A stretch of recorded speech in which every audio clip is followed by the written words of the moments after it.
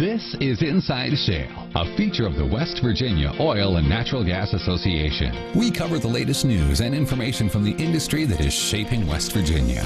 Natural gas is reducing emissions, lowering the cost of energy, and creating jobs. And with natural gas, America is on a path toward a better energy future. Think about it. This is Inside Shale Weekly. And welcome to Inside Shale Weekly. I'm Hoppy Kercheval. America's natural gas boom has been a rare economic bright spot, and even one that the president likes to take credit for. But as the president's term winds down, the administration is waging a war of regulatory attrition to raise drilling costs and reduce its competitive advantage over wind and solar power. The latest effort has come with the EPA's rules, which is an attempt to slash methane. Methane is a byproduct of oil and gas drilling. The industry will be required to cut methane emissions by 40 to 45% over the next decade from 2012 levels. This rule spares existing wells that make and makes no changes there, but for all new or modified wells, they will have to install costly new methane mitigation systems. Now, the environmental side says that methane is a powerful greenhouse gas. It needs to be reduced.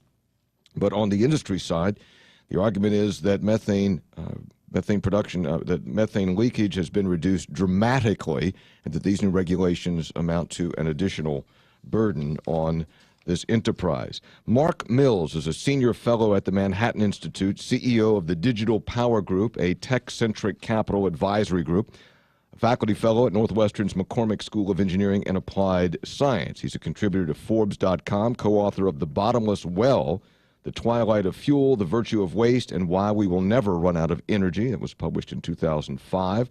His articles have been published in the Wall Street Journal, New York Times Magazine. He's a frequent guest on CNN, Fox, NBC, PBS, and has appeared on The Daily Show with Jon Stewart. And now he's on Inside Shale Weekly. Mark, good morning. How are you? Thanks for joining us. Good morning. A pleasure to join you. Thank you very much. So why is this methane rule, these rules, why is this excess, regulatory excess? Well, it's a really simple way to look at this. First, methane is fundamentally the same as natural gas. It's not a byproduct, as you know, and I'm sure your listeners know. That's what natural gas is. And so one does get some tiny amount of leakage associated with drilling for gas. The whole point of drilling for gas, as all gas drillers know, is to get gas to sell, not to leak. So the industry is pretty darn good at preventing leakage. and you're right in your lead-up that there's been a radical reduction in leakage. Even at the same time, there's been a huge increase in the production of gas. But here's the basic problem. Mm-hmm. If the EPA were to achieve its goal, its stated goal, to reduce emissions further, natural gas is a methane are there's a word I'm missing, natural. It's all over the planet. It's emitted from animals in the digestive tract, from termites, and from wetlands. A mere 2% increase in the wetlands of the world would totally wipe out all of the reductions from American natural gas fields if EPA had its goal achieved. This is, if you just think about this, this is just silly. There's no possibility, whatever you think about climate change and methane's contribution to it, there's no possibility, zero, this kind of rule will have any impact on the world's climate. But it will cost money, and it will cost money for an industry that's been, as you pointed out, a bright spot in the American economy. That just makes it a priori nuts. Mark, do you believe that the administration and the EPA are imposing these methane rules, and frankly other rules, which we could talk about, but these methane rules because, they truly believe that the reduction, that a further ordered reduction of methane will make a difference in the climate, or that it falls in line with a general anti-carbon mentality? Well, I don't have to believe things. I just have to take on faith what they say, and they say the EPA or its adherents. It's the sycophants in the communities that love what EPA does. They say both things clearly in writing and verbally, that they really do believe that the climate's imperiled, although there's no evidence for the world being imperiled. It doesn't mean humans don't affect things on the planet. It's just the idea that we are facing an apocalypse is not only silly, it's not supported by any facts or any real science. And they do believe that America has to do something. We have to lead. They believe those things. The problem is that if America, quote, leads on reducing the use of hydrocarbons, It'll have no impact on the planet because all the growth in energy use is outside of the United States now. Most people know this. And the increase in energy demand from the world's poor over the next 20 years will have a growth in the consumption of oil, coal, and gas equal to adding 2 United States worth of demand. This is another way of saying it doesn't matter a whit what we do. The consumption of hydrocarbons is going to go up in the future. Mark Mills is with us, Senior Fellow at the Manhattan Institute, CEO of the Digital Power Group, a tech-centric capital advisor group, faculty fellow at Northwestern's McCormick School of Engineering and Applied Science. How do you think the industry is going to respond here? Will they push back legally? Will they shrug their shoulders and go, okay, well, we'll figure it out. It just means cost will go up. What will they do? Well, I think they'll push back. I think they need to push back. It's a mild corrective to your on the introduction of this segment. Okay. The rules do currently only apply to new wells, but EPA has itself made it clear, as has the environmental organizations, that they can't stop there. They're going to have to make it retroactively apply to existing wells to have a kind of impact that they want to have. So this is just the beginning of the old slippery slope down deeper and deeper regulations. This needs to be opposed. I think it will be opposed. There's probably a political compromise in the sense that almost everything that the industry does to improve its efficiency of operations inevitably leads to lower leakage. So there's a trend, as you pointed out, to significant reductions in leakage associated with drilling for gas. That will continue. So if we want to play a political kabuki dance, what we would do is take credit for a normal engineering improvement and let the feds get their feather in the cap for convincing industry to do what it would do anyway. But to accelerate it, to do things that are just impractical or expensive, you have to oppose that. It doesn't make any sense. And speaking of reduction, the EPA's greenhouse gas inventory, its own inventory, acknowledged this year that methane emissions from natural gas production have fallen 35% since 2007. That's despite a 22% increase in gas production over the same period. So exactly. you see which way the curves are going. Exactly. Yeah.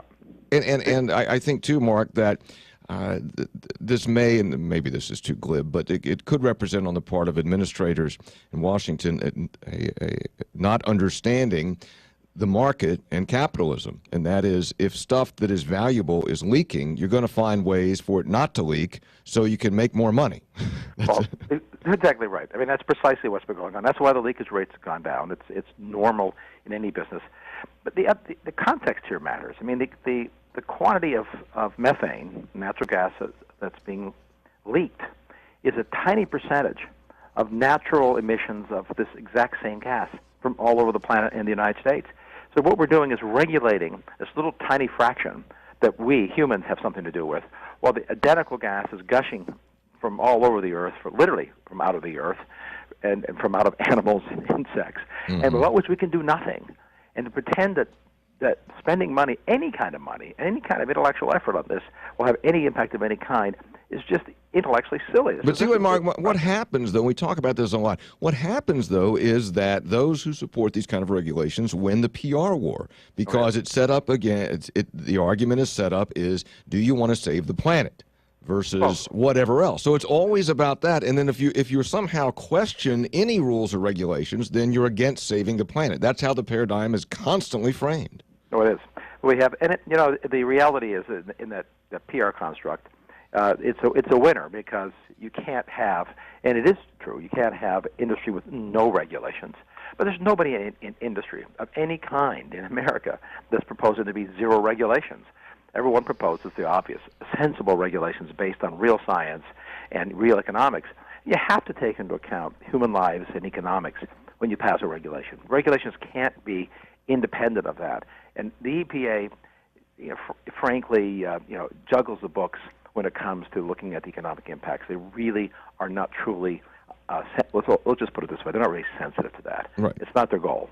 Right. And they're not doing a legitimate cost-benefit ratio discussion. So hang on a second. When we come back with Mark, I want to talk about Shale 2.0 and what that's about. Mark Mills is with us. Mark Mills is a senior fellow at the Manhattan Institute, CEO of the Digital Power Group, a tech-centric capital advisory group. He's also contributed to Forbes.com and co-author of The Bottomless Well, The Twilight of Fuel, The Virtue of Waste, and Why We Will Never Run Out of Energy. More with Mark on Inside Shale after this.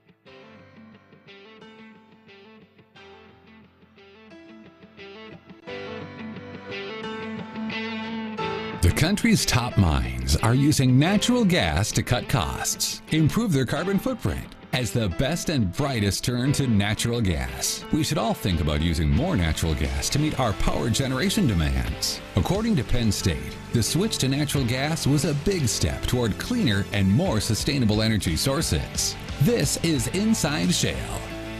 And Mark Mills is with us, Senior Fellow at the Manhattan Institute, CEO of Digital Power Group, a tech-centric capital advisory group. He's a faculty fellow at Northwestern's McCormick School of Engineering and Applied Science, and he is well published on the field of energy, and particularly natural gas. And he was even on Jon Stewart's show. I got to ask you, Mark, before we move on here, you're not saying the stuff that's popular with the left. Did he give you a hard time, or did you win him over? It's, the funny thing is, of all the shows that I've done, that's the one that, especially when I go to colleges, that I get the most creds for. I worked in the Reagan White House, and that counts for nothing. But right. On Jon Stewart's show, he was extraordinarily kind to me. I don't know why. He seemed intrigued by the book I co-authored with my good friend, because that time peak oil was the peak theory that we're running out of oil and gas. Right.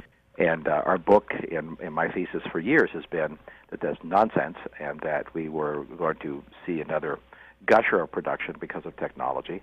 No one was saying that in 2005 and 6 when the peak oil theory was rampant, and so he was intrigued by it, and it gave me very very generous, funny segment. It was really quite remarkable. My children were mortified at the prospect he was going to eviscerate me. It's what I, but he was very kind. Well, you were a soothsayer because, again, that peak energy theory had everybody terrified, and we were beholden to foreign countries for oil, and oil prices were only going to go up, and it was going to become scarce. And now we've gone just as the opposite direction. Now we have a glut, which is driving down prices. What's going on?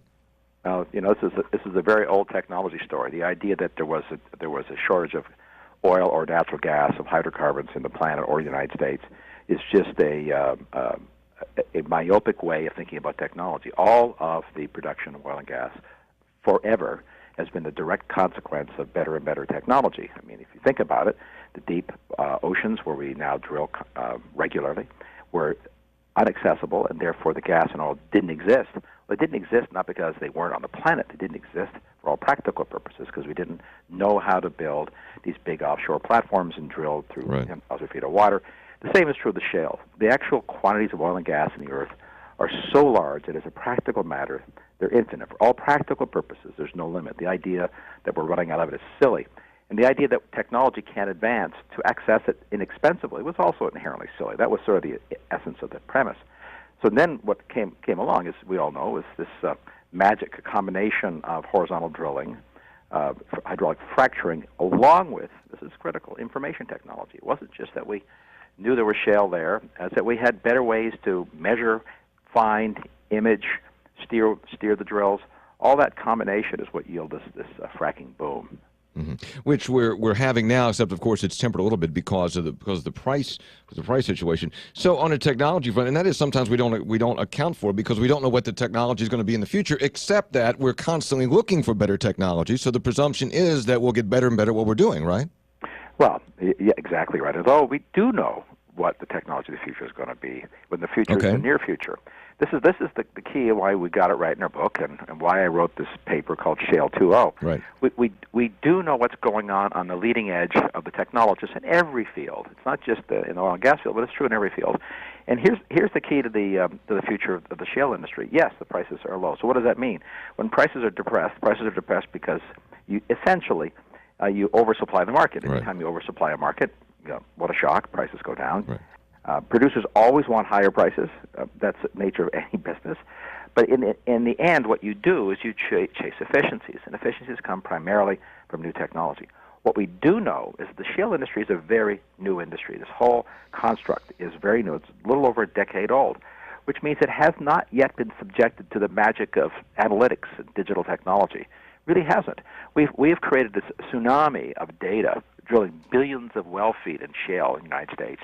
We've built an industry around $700 billion of capital investment in equipment, spinning pumps and engines and machines and chemical analysis and water movements. We've got this massive quantity of data that we've accumulated during that boom and done very little with it. Now we're going to start data mining, not just as we've done in effect, to be very simplistic, just as Uber sort of unlocks the value of underutilized assets of people and their cars, analytics and the Internet can unlock this value in the data associated with the shale fields and drive efficiencies even further and very quickly, frankly. That's a great point. Why don't we sell this stuff overseas?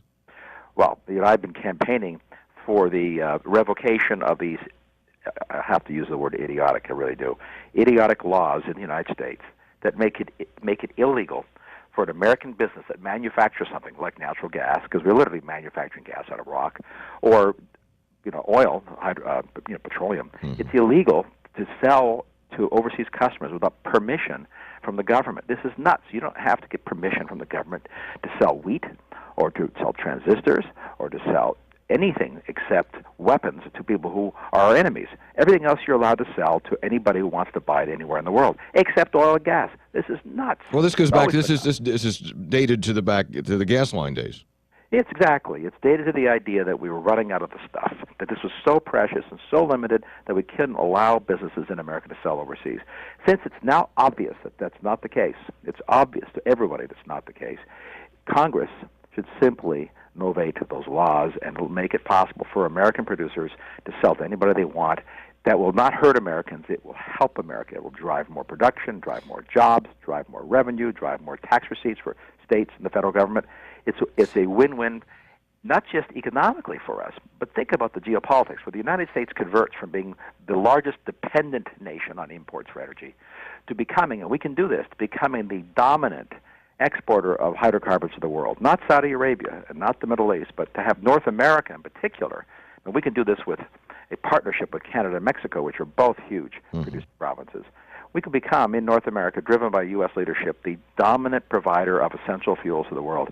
This would turn geopolitics upside down to our economic benefit. I mean, what's not to love about that? Yeah. Mark's a great point. Mark, just a couple minutes left. Where are we, though, on infrastructure? I mean, oil became a huge deal in this country when we had an infrastructure, when we had gas stations, when we had refineries, plenty of refineries, roads, and everybody had cars, and then all of a sudden, everything was cool. But it strikes me that we're behind the times on infrastructure with natural gas in this country. Is that true or not?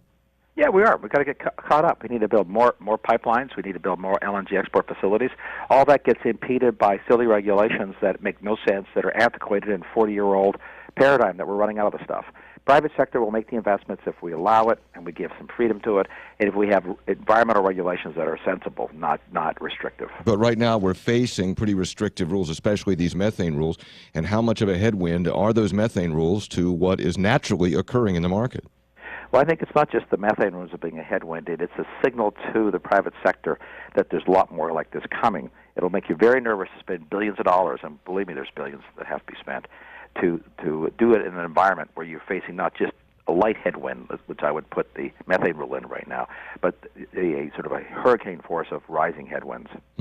West Virginia, we talk a lot about the Clean Power Plan and talk about a headwind. That's a hurricane, as you said, a hurricane or tsunami toward coal, but that's for another day. Mark Mills, Senior Fellow at the Manhattan Institute, CEO of Digital Power Group, a tech-centric capital advisory group, Faculty Fellow at Northwestern's McCormick School of Engineering and Applied Science. Also contributor to Forbes and co-author of The Bottomless Well, The Twilight of Fuel, The Virtue of Waste, and Why We Will Never Run Out of Energy. Also a publisher of a recent paper on Shale 2.0. Mark, it's been a pleasure talking to you. It's been great insight. Thank you very much for your time. We appreciate it. My pleasure. Thank you. Thank you. Okay, good comments from Mark Mills. And I tell you, that's very insightful, because we tend to see what's happening in natural gas sometimes in this monolithic way. Okay, we're drilling for natural gas, and the EPA says, okay, you got to reduce methane emissions. Okay, the price is down, so now it's depressed. But this is a gigantic burgeoning industry here, and we're just now sort of scratching the surface of it, just for the last 10 years with hydraulic fracturing. that has occurred in the gas fields, and there's just a lot that's going to happen in the future for our energy security and for our overall economy. All right, there's more to come. Stay with us when we come back. U.S. Senator Shale Moore Capito when we continue on Inside West Shale. Virginia Metro News.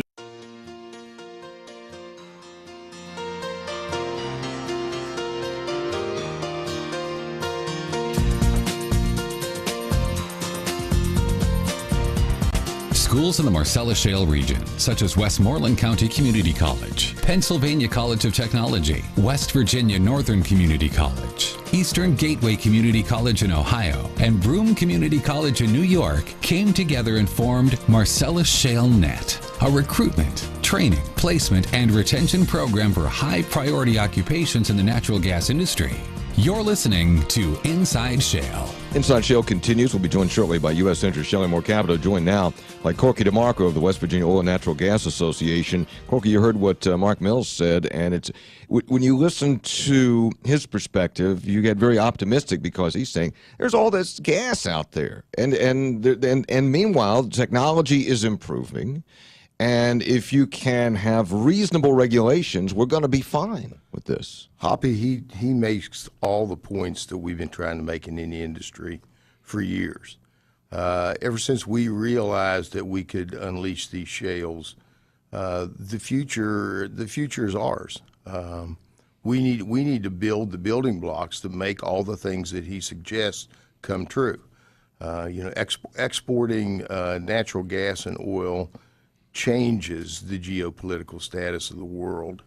If you're in Western Europe, would you rather buy natural gas or oil from the United States, Canada, or would you rather buy it from Vladimir Putin? I mean, these are just simple concepts. Yeah, well, it gets back to also when you're a net energy importer, you are at the you're at the will and pleasure of who you're importing from, although they want to do business and sell it to you. But when you're an exporter, you form this trading partnership. You have a dominant position.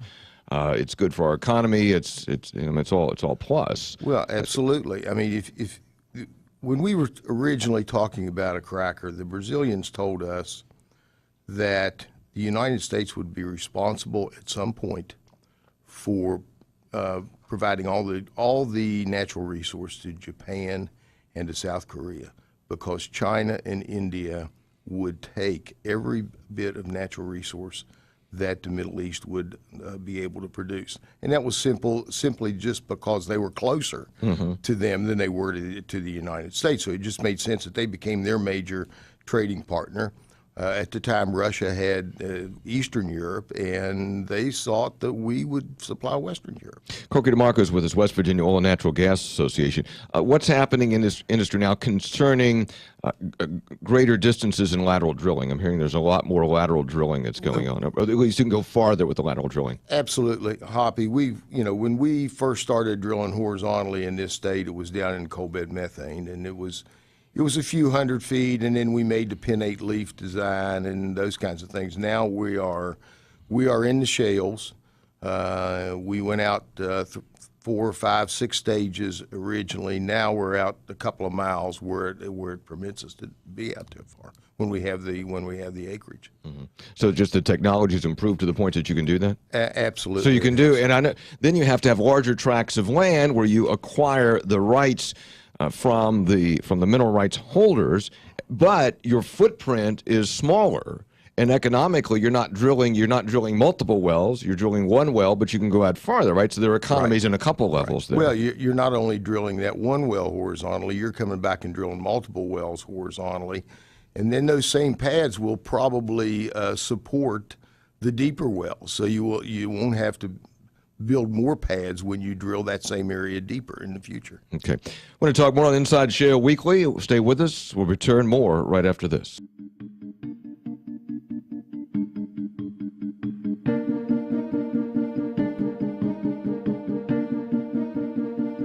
Every day, Americans commute to work, charge their phones, and do a number of things that require reliable energy. But how often do we take a moment to stop and consider where our energy comes from? One source of abundant American energy is natural gas. With natural gas, America is on a path toward a better energy future. This is Inside Shale. Inside Shale Weekly continues with U.S. Senator Shale Moore-Capito. Senator, good morning. How are you? Thanks for joining us. Good morning. Great to be on. Thank you. Senator, there's been an allocation that you have obtained of $782,000 for pipeline and crude by rail safety. What will that do? Well, I think we know that we've had a couple incidences in West Virginia and certainly in the surrounding area where the question of carrying crude on by railways has a safety issue, and so we need to look at. And we've also had a couple incidences where our pipelines have been corrupted. So I think that what this will do will help modernize. It will help our infrastructure improve. And I'm glad. I think it's a healthy amount of money, and so I'm glad that it will be used for that purpose. Senator, we talk a lot on this program about the new methane regulations. We just talked about it on the last half hour as proposed by the EPA, and these are major reductions imposed by the EPA on methane emissions, leakage emissions, even though methane leakage has been going down significantly. Even with the shale boom. And you, among others, believe these regulations are unnecessary, and you've proposed legislation to try to hold the EPA accountable. Will your arena bill potentially impact these regulations, or is that going to be different? Probably on the methane regulations, the arena bill does not. It deals specifically with the Clean Power Plan, which, of course, is the carbon rules. But on the methane issue, I mean, you have to look at this. You have to look at the number of wells and the number of exploration that's been occurring, and yet emissions are falling. So we're doing it better. We're doing it more efficiently. We're doing it more environmentally correct. And so why impose a standard on an industry that is already working to achieve that goal without this onerous regulatory regime that the EPA just keeps doubling down on every time you look around? It's something new. It's the waters of the USA. It's methane. It's ozone. It's carbon. And I think, what we found, certainly in this decade, that we're decreasing our emissions in all aspects. Can we do better? Absolutely. But, there's a cost to everything, and these regulations have enormous costs. But as you point out, the curve has been bending downward on methane emissions pretty significantly. So it's already being done. It's already being done, and it's being done, I think, without the heavy hand of the fining and enforcement and regulatory burden, because with these new regulations becomes a burden in terms of hiring staff and displacing other kinds of employees, because you have to devote so much of your time and energy and money to whether you're complying or not. And we are complying. We are beginning to, our ozone levels too we are complying with what the new regulations are called for. But there's a lot of the countries that can't even comply with the last regulation, and now they're putting one on that's even stiffer. Senator Shale Moore-Capito is with us on those methane regulations, and we know that there's a judicial pushback on that. There's a legal pushback on that. Is there a legislative pushback on that in Washington? I think there will be. What you're going to see here between now and the end of December is the Congressional Review Act, which will help us, is a tool that Congress can use that can overturn actions by the EPA. It's just for a year, but I think we're going to certainly, with the Clean Power Plan, and I'm going to be leading this effort, we're going to try to overturn this rule this fall. And the good news about it from folks who would be supporters of that, and I think there's many in West Virginia, is that it's only a 51 vote margin. It cannot be filibustered. So we're going to move forward on that and see if that's the good way to attack at this moment. We could probably do that with methane as well. Senator, I talk about this a lot in West Virginia, as you know, and I talk about the carbon rules, talk about the methane rules, particularly about the carbon rules. And I'm probably talking in an echo chamber a little bit. Certainly there are those in West Virginia who support the rules, who are deeply on the environmental side, but I think for the most part you have people who are concerned about jobs and the economy and see this as an overreach by the EPA. But still, as I say, I kind of talk in an echo chamber. In Washington, D.C., is there a prevailing attitude? Do your fellow senators and people you still know from the House, do they look at the EPA and go, man, this thing is getting onerous, or are they on the side of the EPA? What are you hearing just at the water cooler?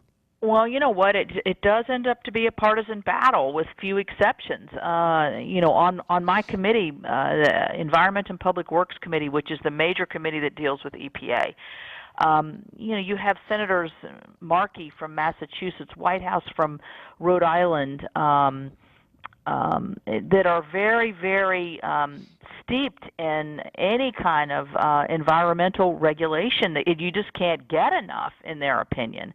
And we never get to the topic of if we squeeze down so hard on coal, which we've done, if we squeeze down equally as hard on natural gas, which we're getting ready to do, we also don't like nuclear, where are we going to power this country? How is that going to occur?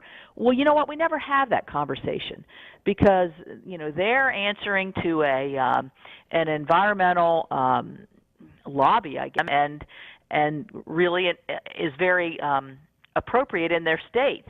But then there's the rest of us that have huge energy industries. We're very reliant on fossil fuels. We're working hard to innovate to make sure that we have the next generations.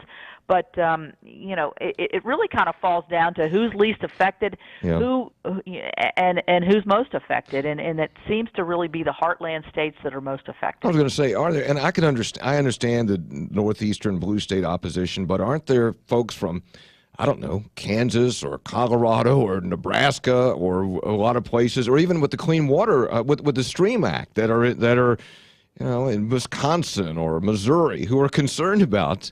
Yes. Now, take Missouri, for instance.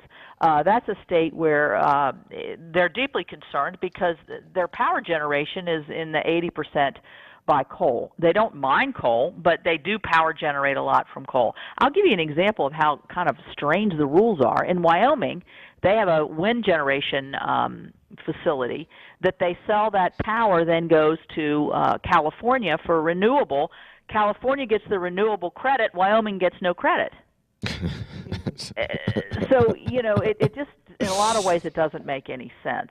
And, we're all for renewables, but we all know that they are ephemeral. They only happen when the wind's blowing and the sun's shining. And so, there needs to be innovation there. There's no ability to store that energy. And I'm sure there will be innovation there, but we just have to make common sense out of this. Right. Senator Shelley Moore Capito, thanks for coming on Inside Shale Weekly. We appreciate your time. Thank you very much. Thank you. All right. We'll take a break and be back, rejoined by Corky DeMarco of the West Virginia Oil and Natural Gas Association right after this.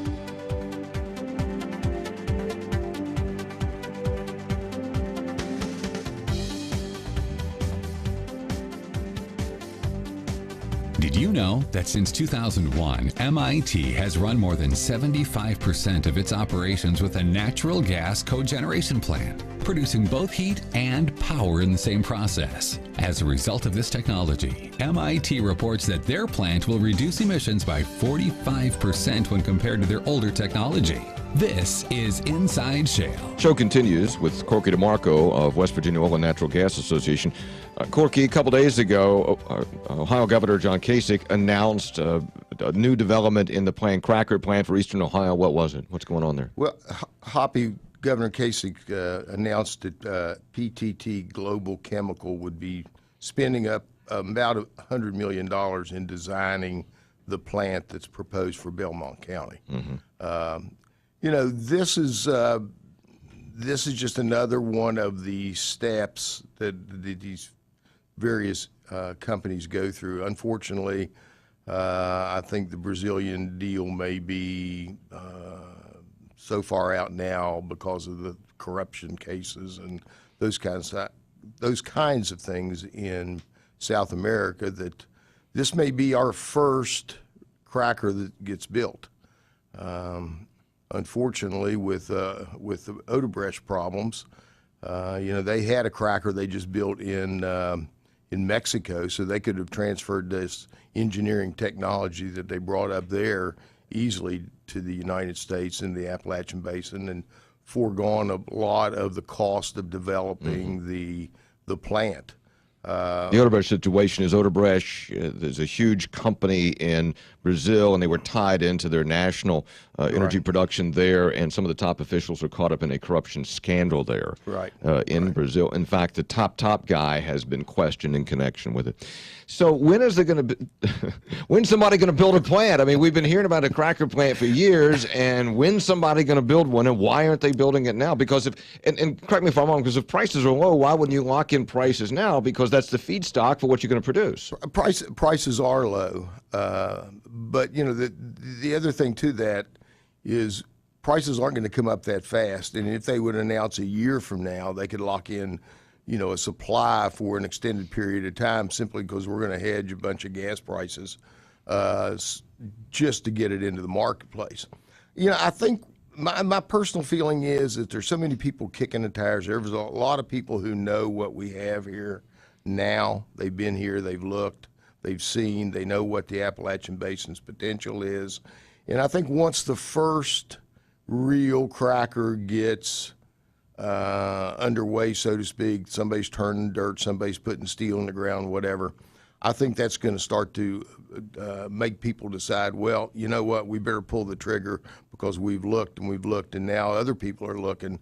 And the first one there gets maybe the biggest chunk, and then no one wants to be shut out. So those 4 or 5 or 6 crackers that we can support here, they'll start to come in once somebody is actually putting steel in the ground. Meanwhile, in just about a minute left with Corky DeMarco, the West Virginia Oil and Natural Gas Association, what's the latest on price, short-term and long-term? What are the latest projections? Well, Hoppy, we thought we'd get a little rebound in the fall.